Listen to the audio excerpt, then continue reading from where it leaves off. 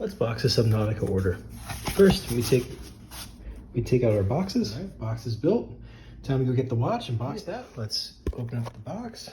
Let's get the instruction card and warranty card. Let's put those in here. Perfect. All right.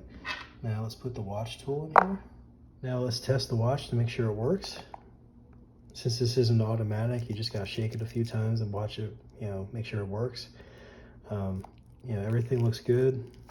Everything's nice and packaged up. Let's put this in the box. All right. Now we gotta put the cover around this so that the watch box doesn't get scratched. And then we box it up and get it ready for shipping. Okay, now let's start printing the labels for shipping and packing. So first up, what we like to do is print the contents. Put this into the box. Just make sure we got the right order. Next, we add a little bit more packaging, make sure everything is snug. Handwritten thank you. And done.